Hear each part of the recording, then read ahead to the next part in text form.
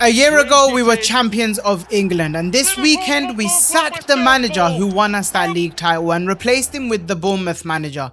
And I'm telling you right now, that might be one of the best decisions Liverpool have made since appointing Jurgen Klopp. Everyone online is asking the same lazy question: is Andoni Iraola a gamble? And I think that is the wrong question. The question actually needs to be, is this squad, which we've almost spent £500 million putting together, ready and capable physically to survive the way that Andoni Iraola wants to play? Because his football is relentless, it's aggressive, it's everything Mohamed Salah was begging for on his way out. And by the end of this, you're going to know exactly how Andoni Iraola sets up with this Liverpool team, who turns into an absolute monster in this system, who gets brutally exposed, and the 2 or 3 signings that we cannot start the season without. Let's be honest about how we got here though, because it matters. We won the league under Slot, and then it just all fell apart in that second season. 12 league defeats, 5th place. That's not just a bad run of form, that's a system that had stopped working, with a dressing room that was extremely confused. The controlled football that looked so clever in year 1 became slow and predictable in year 2, and teams just figured us out. Now, I'm not going to sit here and pretend there's no risk. Iraola has never managed a club anywhere near the size of Liverpool, and that is a gamble and a real one. But here's the thing, it only works if the football is undeniable, and it is. Pep Guardiola himself, in that last season with Manchester City on his way out of the league, literally said that one of the teams that play the modern way is Bournemouth. And when Pep is pointing something like that out, you know it means something special. So what is the Bournemouth way of playing? Let me break it down for you properly, because if you understand the system, you'll understand why it all makes sense. Starting with the shape, on the ball it's a 4-2-3-1, but the second they lose it, it becomes a 4-4-2 or a 4-2-4. Lines are squeezed right together, and the number 10 becomes closer to the number 9 so that both of them can press the centre backs properly. And that means that as soon as the opposition team touches the ball from the centre backs, the press has already started. And it's far cleverer than people give it credit for. They don't just chase like headless dogs or headless chickens. It starts zonal. They pack the middle of the pitch. They strangle every central passing lane so that the opposition has to pass it out wide. And the moment you take that bait and you play it out wide, it becomes a man-to-man press. Now everyone is swarming in packs, and right out of the touchline you've already lost the ball, and because you've invited that press as the opposition, Bournemouth in this case have already won the ball back. And now here's the high risk part that probably people forget about. Iraola tells his centre back to push up against the striker if the striker is going to drop deep. Usually it will be a midfielder, it will be someone else picking that up, as you don't want your centre back to lose their position. And if that does happen, it leaves a lot of space behind. Hold that thought, because it's definitely one of the things that we need to consider from a defensive point of view. Does it work though? At Bournemouth, he had the most successful ball winners in the entire league in every single third of the pitch. They finished top of the league for high turnovers in Iraola's first season at the club. The catch, and there's always a catch, is that the whole thing collapses if 1, you don't run enough, and 2, if you start to feel confused in your press. Every single player from front to back, and remember that because we'll come back to it, has to be on top of their pressing regime. Now let's get into the actual lineup that Iraola would have with the Liverpool players he currently has. Allister in goal, of course. He's a very Iraola type of goalkeeper. He can find the simple passes, he can find the passes out wide when needed, and in general he's an elite shotstopper, as he's always been. Frimpong at right back for now. He will definitely be more comfortable under Iraola than under Slot, but there's still questions about his defensive performances. The centre backs, Jeremy Jacquet at right centre back, who's definitely more suited to this role than Ibrahima Konate. He's much stronger in bringing the ball out from the back, and he still has that recovery pace and wide defending that Ibrahima Konate provided us with. And then you have Virgil van Dijk next to him, and we already know he is very comfortable at bringing the ball out from the back, and he is just an elite centre back. At left back, Milos Kerkez. The reason Liverpool signed him was because of a brilliant season Kerkez had under Iraola, and you know he's licking his lips at the thought that Iraola is going to be his manager again. The double pivot with the current squad, we're going to go with Ryan Gravenberch alongside Curtis Jones. Gravenberch will need a lot of fixing out of possession, and we'll touch on this later because his defensive intensity will have to improve. But on the ball, he's obviously going to be excellent. He's excellent at gliding through the pitch, an excellent dribbler of the ball.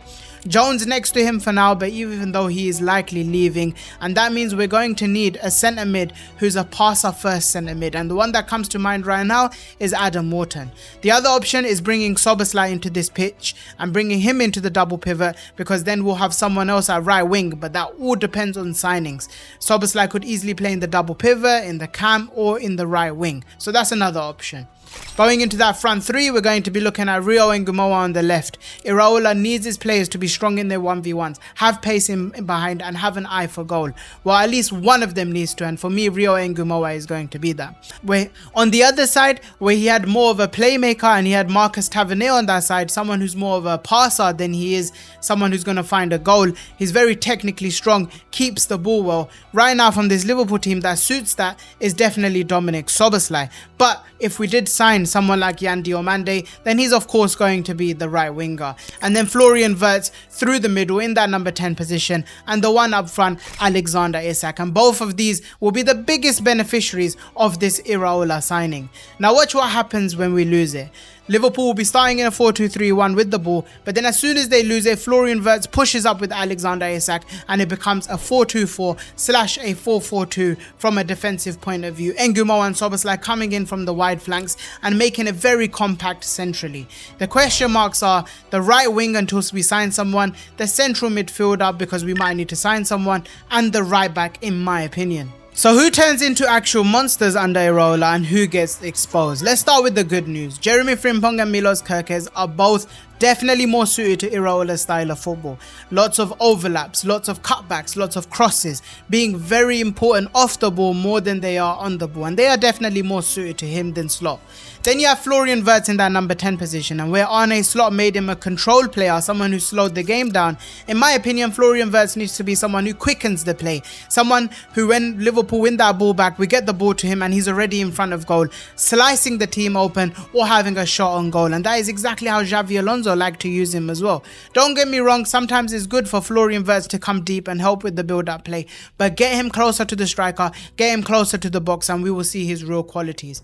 And then you have Alexander Isak. We already know that under Arne Slot, the strikers struggle to get a lot of the ball, they struggle to be very involved in the game, but under Iraola it's definitely different. We saw it with Dominic Solanke, we saw it with Evan Nilsson. He will see a lot of the ball. As soon as Liverpool win that ball back, they will be looking for their number 9, whether that's in behind, whether that's in between the lines, and he needs to hold the ball up, but that is exactly what Alexander Isak wants. And I'm not here to tell you a fairy tale either. There will be some players who struggle. First of all, we have Ryan Gravenberch. I feel like from a defensive point of view, like I spoke about before, he has incredible qualities on the ball, especially with his dribbling skills, especially with his carrying ability, but when it comes to his passing, he always goes sideways rather than progressing it. And more importantly, like I said, from a defensive point of view, his defensive intensity in this last season was not good enough. There were so many moments where the midfield was open because Gravenberch was a little bit lost of his position.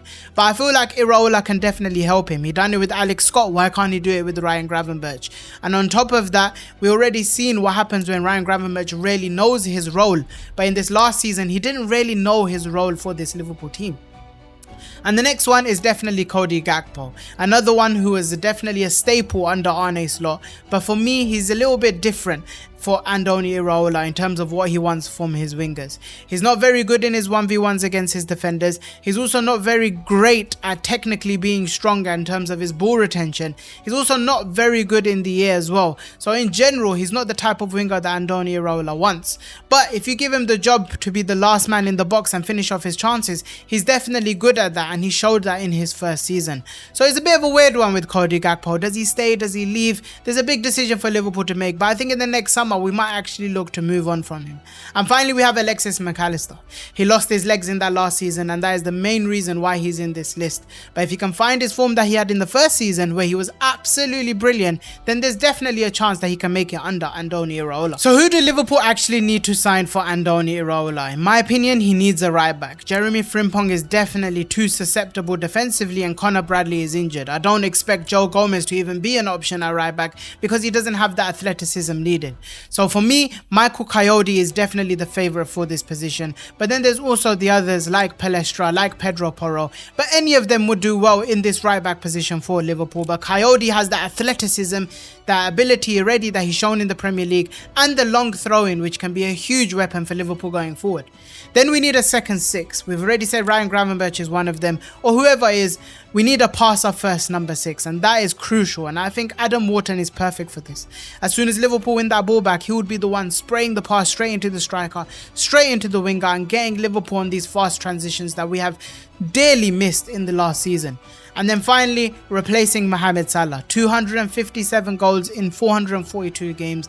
You do not replace that with one man. It will be a team effort. But from a direct position point of view, the Bradley Barcola or Yan Diomande have both been linked. And then you would have them as the winger, Florian Wirtz replacing the creativity that we lost with Mohamed Salah leaving, and Alexander Isak replacing the goals that we lost with Mohamed Salah leaving. So overall, here is where I land. This was never really a gamble on Andoni Iraola, the manager. The football is proven. A record 6th place finish, European qualification for the first time at Bournemouth, and he also went 18 games unbeaten at the end of the season, beating Arsenal, and he even beat us. The man can definitely coach. The gamble is whether our board actually backs that philosophy and provides him with the legs that that philosophy demands. And that's the fork in the road. So let me be dead clear about it. Get the right back, get the central midfielder, get the right winger, and Liverpool could be playing the most exciting football in the Premier League next season. So let me know what you guys think down below in the comments. Is this the best appointment Liverpool could have made from the options available, or is this a huge risk that the management are taking? I want to hear your thoughts down below. Let me know if you enjoyed this breakdown about Andoni Iraola to Liverpool and how he would line up at Liverpool next season. Don't forget to like the video, comment your thoughts like I said down below, subscribe for more, hit the notification bell so you know whenever I upload. Thanks for watching, and peace.